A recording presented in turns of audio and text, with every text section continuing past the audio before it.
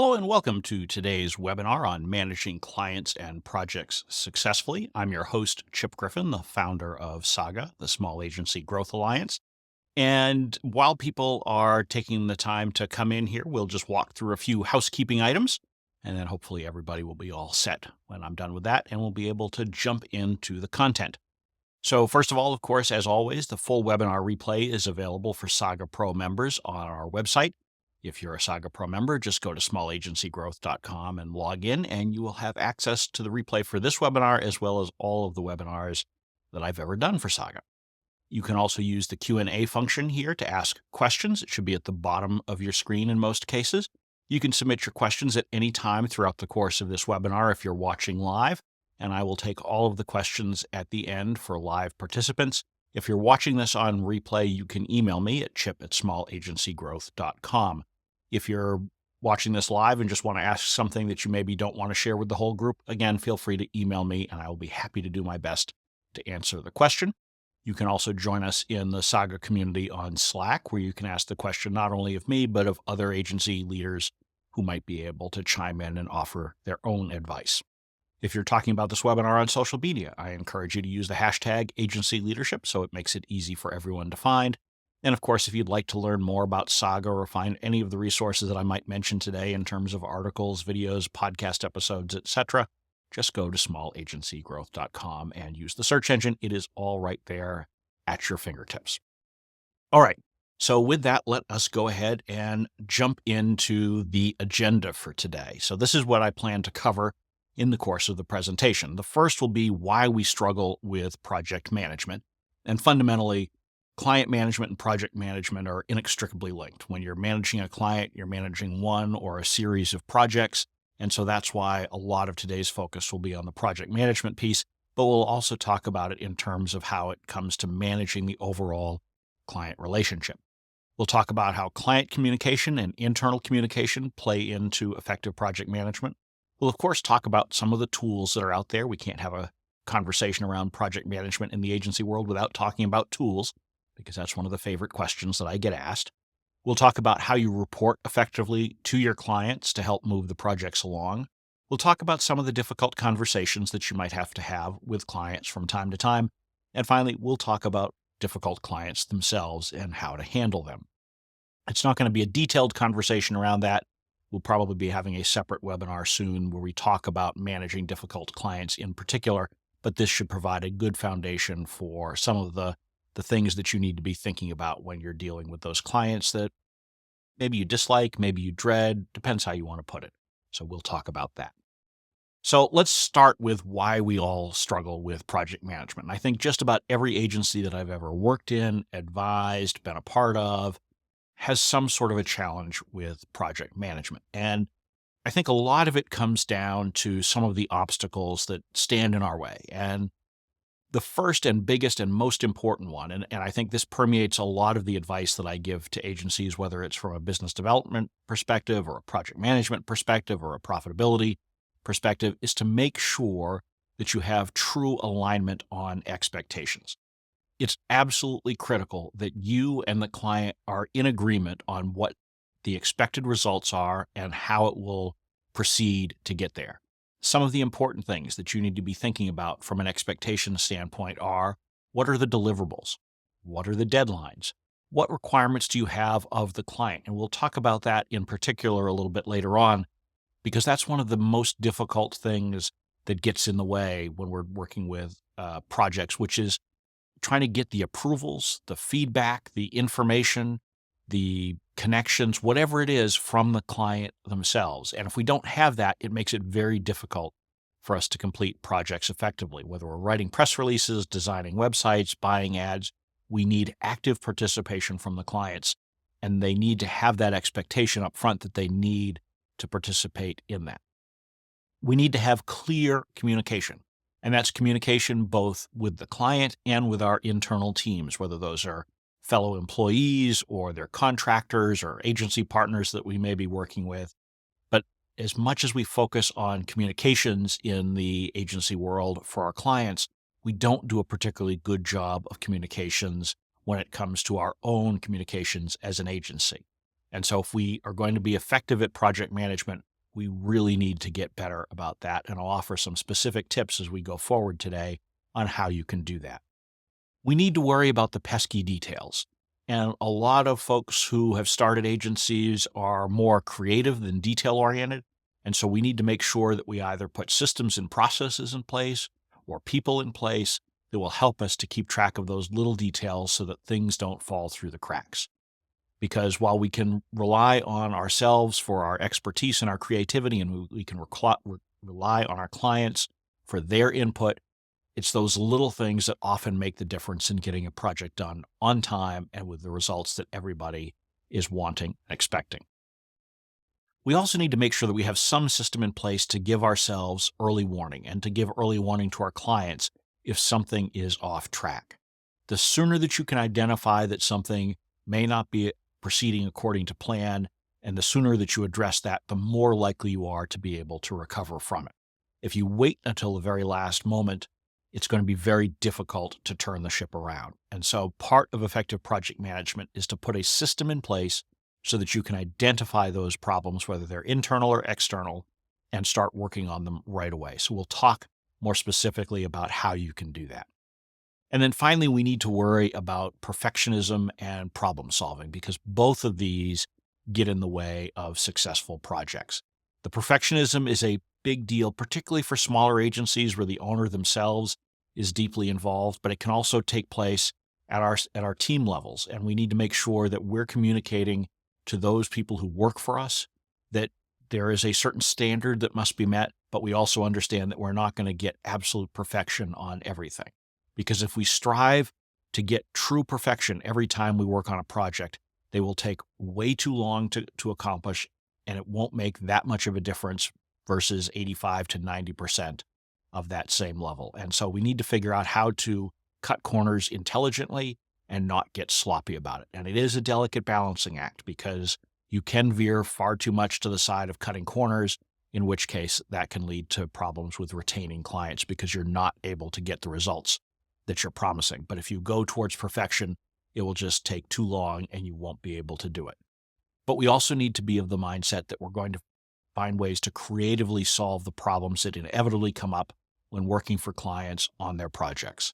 There are going to be curveballs. There are going to be snafus. There are going to be times where a team member is out sick, or a contractor isn't available when we thought they would be, or a client doesn't get back to us in a timely fashion. So thinking about how we can have a plan B or even a plan C in some cases can be extremely beneficial to managing these projects effectively. And if you start thinking about them in advance, you'll be in a much stronger place to handle them when they do crop up. But this is also one of the reasons why it's so important to have a focus as an agency, because to the extent that you're doing similar kinds of projects for similar kinds of clients, you're much more likely to be able to spot the problems early and solve them more easily, because you probably have the resources in place, the experience with how to deal with it, and all of that contributes to more effective project management. So you'll find, as I give advice to small agencies, that there are a lot of threads that run all the way through all of these things. And we'll talk in particular about some of my favorites later on in one-on-one meetings with our teams. I know a favorite topic for many of you as well. So let's now move on to the client communications side of things. When you're managing projects, you need to be really clear with the clients about what they should expect and what you expect of them, because you don't just work for the client, you also have to manage them, because they are a resource that's integral to the successful result of the work that you're doing. I have yet to see an agency project that is truly handed off to the agency and the client has to have no interaction until it's complete. Realistically, you need to be getting feedback and approvals and input and information and all of that throughout the life cycle of the project. Some projects will be more hands-on, more intensive. Some will be a little bit looser, but you can't just go it alone as the agency. And so you need to make sure that you're communicating upfront with the client on what those expectations are, and make sure that you have agreement on what those expectations are. Make sure that they can make the same commitment to the project that you can. And if not, then you're better off not accepting that work, whether it's from an existing client or from a new client. You need to make sure that those expectations are aligned and that you can actually achieve what you've promised, and you believe you will get what you need from the client to do it. This is one of the reasons why I think it's absolutely critical that in almost every case you set relative timelines for projects rather than absolute. What do I mean by that? So instead of in a proposal or in a project document saying, we will have this done by April 1st, you should say, we will have this 3 weeks after this milestone is reached or that milestone is reached. And so those milestones may and should include things like getting approval from the client on a draft or getting feedback from a client on a draft. And if you don't have that, then you shouldn't start the clock ticking on the next step, because clients need to understand that if they delay on things, it will delay the entire project. And unfortunately, when we put together timelines and we put in calendar dates for them, what often happens is the client is slower to respond to us than we anticipated. And so we then need to try to compress a lot of work into a small period of time to make up for that. Now, certainly you can pad your timelines a bit to accommodate that. And to the extent that you have to have a fixed deadline in the future, let's say you're doing something for a quarterly stock event that is going to take place on a date certain and it's not going to move. Well, then in that case, you definitely need to use some calendar dates for your milestones, but you need to put in those paddings so that you can accommodate what you expect might be the inevitable delays that clients have. Because if you don't, then you're the one who has to solve that problem on your own. You need to set the expectation with the client that their participation is critical and any delays will impact either the timing of the project or the quality of the project, because you may be able to get it done still by that original calendar date, but you may have to cut some corners or take out some levels of detail in order to get there. If you're spotting things or your team is spotting things that will contribute to missing a deadline or missing milestones, you need to make sure, first of all, that that's communicated internally as quickly as possible, but then you need to communicate that to the client as soon as you know it. And there's often the temptation to say, okay, look, we'll figure out a way around this, and so we're not too worried about it. And if you're confident, if you're absolutely confident that you will find a way to work around it, by all means, you don't need to go running to the client and letting them know about a risk that probably isn't going to crop up. But if you're not sure, or you think it might impact those milestones or those deadlines, make sure that you're involving them as soon as possible, because they can be part of the solution. If you're communicating well with your client, they should be able to interact with you, and together you should be able to find ways to get them the results that they're looking for while still being able to meet those timelines. And if you're not able to meet them, the sooner that you know that and the sooner you can rescope the project, the better. So don't let these things fester. Make sure that you're addressing them as quickly as you can. And finally, you need to be very direct in the requests that you have for clients. And I see this one as a challenge all the time in client communications. Agencies are too soft in what they're asking for. And so you need to be very clear. I need you to give me this by this date. It needs to be in this format. Whatever the details are that you need in order to be successful, don't assume that they know them. Don't soft pedal them because you think that maybe they'll feel uncomfortable about being given a deadline. If you have a deadline that has to be met in order for you to do the rest of your work, let them know that. And let them know that that deadline is a firm deadline and that will impact the other things down the road if they are not able to get back to you by that time.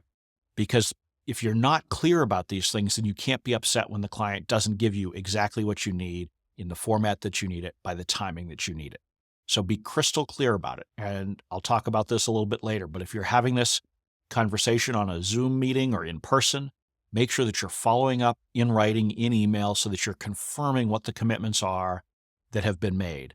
And that's not a CYA thing. That is in order to make sure that there is a clear understanding. And if someone misinterpreted part of that conversation, they now have the opportunity to correct that in the email exchange where it's all in black and white.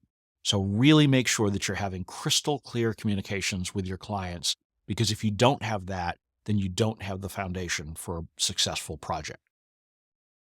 But now, assuming that you've gotten all things right with your client, you need to work with your team, whether you have employees or contractors, or even if you're just working by yourself, there is still some internal communication with yourself that you need to manage. And I'm not talking about having random conversations with yourself walking down the hallway, but really just trying to make sure that you're being clear about everything that needs to be done and what the status of everything is. So first of all, you need to make sure that everyone who's involved in the project is sharing relevant information with each other. You can't have individual silos working on a project and just assuming that everything is going to come together in the end. There needs to be some level of project coordination, whether you're talking about an announcement that's going to have a news release and a social media presence and a blog post. If you've got different people involved in different aspects of it, maybe someone who's going to do the pitching, someone who's going to do the content creation, someone who's going to manage the social media aspects, they all need to be part of it from day one so that everybody can communicate what they need and when they need it by. A lot of agency projects fall apart because it goes asynchronously goes synchronously. So you have a situation where the content gets produced, then you hand it off to whoever is going to put together the media list and pitching, and then they hand it off as a finished product to the social media team to handle promotion from there. The problem with that is that at each step along the way, everybody has less time to prepare. And so if you have everybody involved from the beginning, the social media folks might contribute and say, hey, if you tweak this message or you tweak how the press release is formatted, it might help us in how we're out there promoting it. It might get more people to share it and engage with it. You might have the media pitcher say, hey, look, because of the content here, it's not going to appeal to some of our targets as well. We need to massage a paragraph here or a paragraph there to get to that goal. If everybody's talking about that from day one, you shorten the amount of time it takes, and you're not having this compressed period at each incremental step along the way where people are panicking and say, I didn't know you had done this. We need to go back. We need to fix it. We need to redo work. So make yourself more efficient and get better results by having everybody on the same page. To the extent that you are working on multiple projects, and most agencies are because you have more than one client, and most of you do not have team members who are focused exclusively on one client or another, you need to make sure that you're trying to figure out how the priorities all come together. And so in a really small agency, that might be the owner. As you get bigger, you might have a COO or a project manager or a vice president or someone who helps to manage these things. But you need to make sure that someone at a management level within the agency is being clear about what the priorities are. You may have two clients who have big events in the same week. What are their priorities? How can you manage them? How can you use your management team to effectively deconflict these priorities? And if you have two things that someone needs to have done by the same deadline, who is the person who's going to decide that one of those deadlines needs to be adjusted or that you need to bring in some external resource? Make sure that you're being really clear about the process here. Make sure that every individual team member you have, whether they're a contractor or employee, knows who to go to get this deconfliction of priorities so that they can have someone other than themselves helping them to make that decision.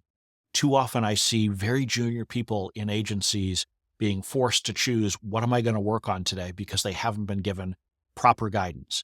And if they make the quote unquote wrong choice, it ends up coming back to bite them after the fact when a conversation with a manager or with some resource allocator within the agency could help them make that decision more intelligently based on a broader set of facts and help make sure that all of the projects are meeting the expectations of the associated clients.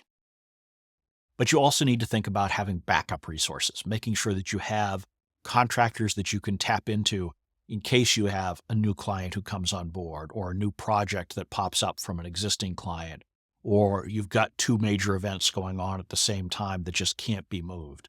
You want to make sure that you have these resources that you can tap into when you need to have a surge on a particular project or when you have too much volume to handle at any one time. So it's why I always encourage agencies to have a hybrid staffing and contractor model in order to be able to adjust to the ebbs and flows that are inevitable in almost every agency. And finally, meetings are viewed as the enemy by a lot of agencies. It's sort of like timesheets, and we're not going to get into timesheets today, except to say you need to do them. They can help you do project management more effectively because you can figure out where your time is actually being spent, which helps you to set better timelines and deadlines because you know what amount of work goes into specific things.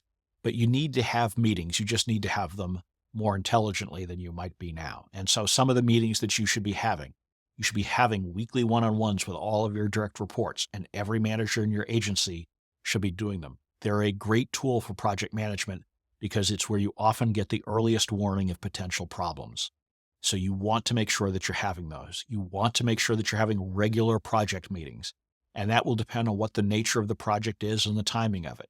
It might be that you need a daily project meeting or 2 or 3 project meetings a week on the same project. But it might be that you only need one weekly or even just a couple a month, maybe even just monthly for certain projects, depending on what the cadence of work is. But you should be having these to make sure that you're bringing everybody together in an opportunity to share information about what they need, where they stand in the process, any concerns that they may have, and really just solve these problems, things that you can't just do by email. So email should be used for status updates, but if you've got something that you need to problem solve, that's usually better done through a Zoom call or an in-person meeting where you can have healthy back and forth and do it in a much more collaborative environment than you can do typically through email that tends to get dragged out over a longer period of time. Even Slack is not as good unless it's a really short-term, small problem that you need to address. So don't be afraid of meetings. Just use them intelligently. Don't overschedule them. Don't have them longer than is necessary. Don't use them for status updates. Use them for true collaboration for everyone on your team or for yourself with the client. So to do all of this, we often think we need another tool. And I get asked all the time by agency owners, what's the best project management tool for agencies? And there are literally hundreds of project management tools out there. So there is no one single answer. There is no silver bullet that's going to make your project management go smoothly. What you need to do is not worry about finding the perfect project management tool because it's not out there. I've used a bunch of them. You've probably tried a bunch of them. The reality is that they all have their pros and cons. So what you need to do is you need to remember that this is not about the software managing the project for you. It's you managing the project using the software that you have available. And so that means that you need to know what you're looking for when you're buying software. You need to have clear processes in place. If you don't have the business rules set up, you won't be able to identify the right project management software or set it up correctly. So make sure that you've got the processes in place that will allow you to run your projects smoothly. Understand who needs to have access. Understand what information you plan to put in there. And you need to be careful about looking at some of the demos that these companies provide or the sample projects that they have set up when you buy it. They often are designed to allow you to see every possible functionality that the tool has. You don't need to use every function that your project management software has. You need to figure out which ones you need to implement in order to properly address the processes that you've created. And if it's not designed around that, don't use it. Just because it exists doesn't mean you have to use it.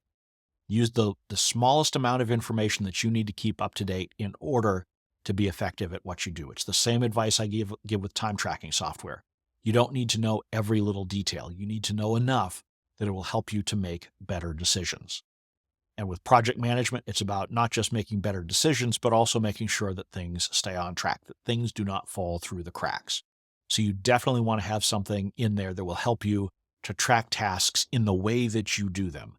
And so that means thinking about how you assign tasks, who approves things, whether you need to have something that is client ready or whether it's something that you manage internally only. The simpler you keep it, the more effective it is. And I would also say to you that if you are able to do it without putting your client into the system, it's probably going to go smoother for you, because I've seen a lot of agencies wrap themselves around an axle thinking about how they can put everything they need into the project management tool while still making it client ready and making it polished.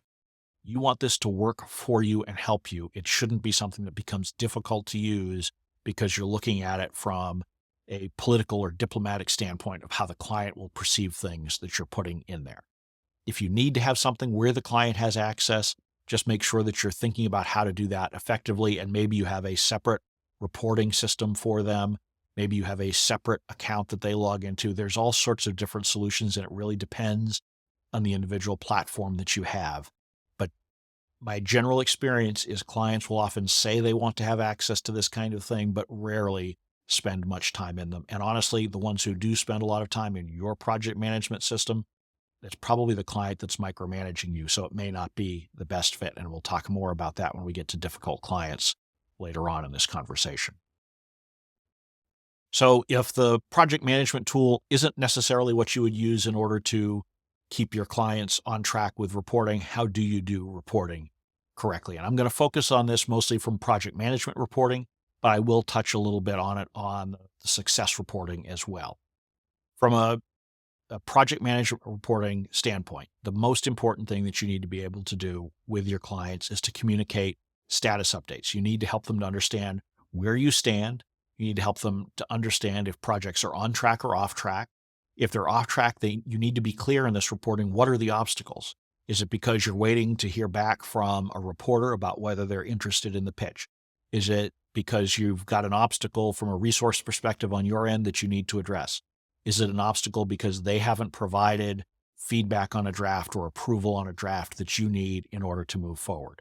And so your reporting should be really crystal clear about these things, because you want to make sure that it's the kind of thing that is unambiguous for the client. And so we shouldn't be in the business of sugarcoating. We don't necessarily need to unnecessarily alarm the client. They don't need to see how the sausage is being made and understand all of the inner workings of your agency, because at the end of the day, that's not what they're caring about. What they're caring about are the results that you're producing for them.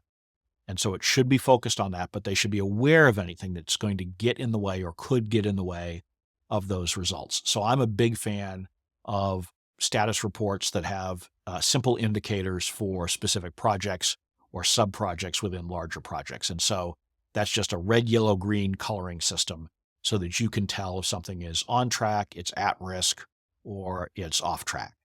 And if you do that, it can make it really easy to convey information both internally and externally to make sure that you're focused on the most important things. Because if you're having a team meeting, if you're having a client meeting, you need to focus first on those things that are in red, the off-track projects or tasks that need to be gotten back on track in order to make sure that you are successful in what you're trying to do. Your reporting also needs to be absolutely clear and direct about what you need from the client. And so I would suggest calling this out in a separate section of the report even, that says needed from you or waiting from you or something to that effect, that you're really clear about those balls that are in the client's court that need to be served back to you in order to keep the project moving forward. Because if you've got a nice, clear task list for them, it helps that process move forward. It helps you to manage them more effectively. And most clients will appreciate just knowing, okay, this is what I need to do. And you don't have to hunt through multiple places in the report or find where your name is highlighted or where it says client needs to give us this or something like that. Just call out in a very specific way in a separate portion of the document or the web page or the project management report. However you're doing this, it doesn't really matter as long as you're doing it consistently, but you've got to communicate what it is that you need from the client. And of course, your reporting should also include analytics and successes, because yes, these reports are important for moving projects forward, but part of that is also showing the success that you've been having along the way. And so you want to make sure that you're clear up front how you're going to be measuring and what your goals are. And if you understand those things, it will make this portion of the report more easy to put together, and it will make sure that it's really compelling to your client because it's speaking about the things that they've identified as what they wanted to achieve with the project from the get-go.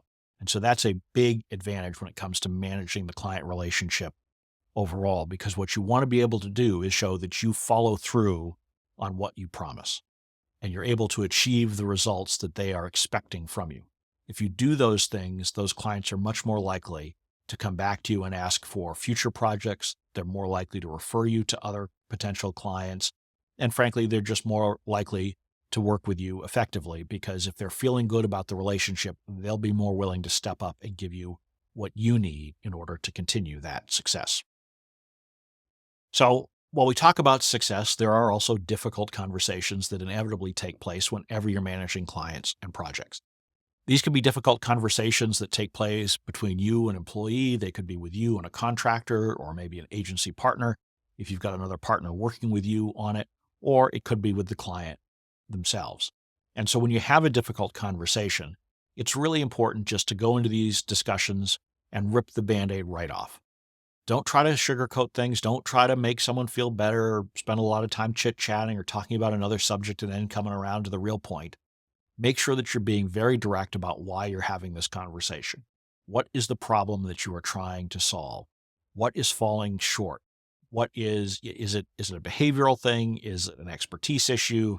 Is it a deadlines problem? Is it not listening to feedback? What is it? And it depends obviously on who you're having the difficult conversation, what the nature of that problem might be, but be very direct about it, because one of the challenges that I've seen a lot with these difficult conversations of all kinds is that the other party walks out of it not really even understanding what the key point was. So you need to make sure that there's no misunderstanding about why you called the meeting and what your focus is. So start there. And once you have that clarity around what you're trying to address, you're in a much better place to figure out how to move forward. Now, some of these are going to be cases where the reason you're having the difficult conversation is because of something that you or your agency has done or not done. And so you're sharing that information. So it doesn't necessarily need to be a difficult conversation where you're saying, hey, you fell short. It could be a difficult conversation where you're admitting that you were the one who fell short. And if you did, just be clear about that as well. Make sure that you say, look, we're not going to have this ready on time, or we screwed up and gave the wrong file to the printer and now we've got the wrong thing. We've got to figure out how to recover from it. Or, we screwed up and put a bug on your website and it went down for 3 hours. Whatever the bad news is, convey it and admit that you made a mistake. It's about trying to figure out what the next steps are that is most important in any difficult conversation, whether you're in the wrong or the other party is in the wrong or some other third party is in the wrong. And you have to be really careful in these conversations about not trying to assign blame. Difficult conversations are not trying to be about pointing the finger. They're about trying to figure out, how do we solve this immediate issue and how do we prevent it going forward?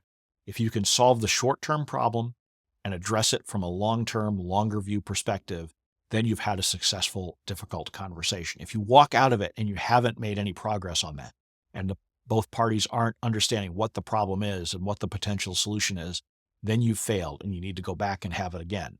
And I've seen some of these difficult conversations where they have to be had 2 or 3 times before both parties end up on the same page. Get it all done in that first conversation. It gets all the pain out of the way for both sides if you do that. And so then you can move on to figuring out what that solution is. And so part of the difficult conversation is conveying what the problem is, but it's also then coming up with a solution.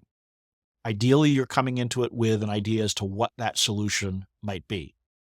If the problem is with the other party, you might want to try to work towards the point of them coming up with the idea of how to solve the problem themselves, which hopefully is either the same as what you came up with coming into the meeting, or is equally good, or sometimes even better, because they may well have a better idea of how to solve that particular challenge. But you want to make sure that you have that solution by the time you are done with the meeting. And that solution may only be a partial one. It may be a stopgap that takes you to the next discussion that you have about it. But make sure that you don't just walk away from this with both sides saying, ugh, we know we're in a bad place, but we don't know what to do about it. Make it a proactive problem-solving session, and you're much more likely to be in a good place as you walk out. But before you walk out, make sure that you've agreed on what those next steps are. It might be that you've got those steps for the short-term solution as well as the long-term prevention fix. But if not, identify what you do know, and then identify the steps you will take to figure out the rest of the process that's needed in order to get you where you want to be. Because good project management is about trying to figure out how you address all of the challenges along the way. And let's face it, there would be no need for project management if everything ran smoothly. If you just said, okay, this is what we're doing, here's how we're going to do it, done. Then it's just an assignment. It's not project management. You have management because things don't always go according to plan. And so you may have to have, in fact, you will likely have to have these difficult conversations. They might be just a little bit difficult, or they might be monumentally challenging. You just don't know, but you need to be prepared for them, because that helps you make you a better business owner. It helps to make your team better managers, and it helps to make all of your team members better project and client managers, because it's a core part of being successful in the agency world. Now, we've talked about difficult conversations, but I want to wrap up here before we move to Q&A with a little bit of a talk about difficult clients, because there are some projects that are just made even more difficult by the fact that the clients themselves are difficult. And the first thing that we need to remember is that when we're talking about agency-client relationships, you have to have mutual respect for them to be successful. And so if you're in a relationship with a client where it feels like the client is just always beating you over the head and complaining and micromanaging and being abusive to your team members. That may be a relationship that's not salvageable. Not all clients end up being a good fit.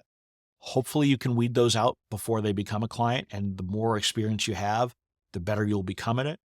But the reality is that even the best agencies end up with clients who turn out to be a bad fit and they couldn't be identified in advance. So how do you deal with these difficult clients? The first thing you need to remember is that you need to be standing up for your team and for yourself. And I mean you personally as well as your agency.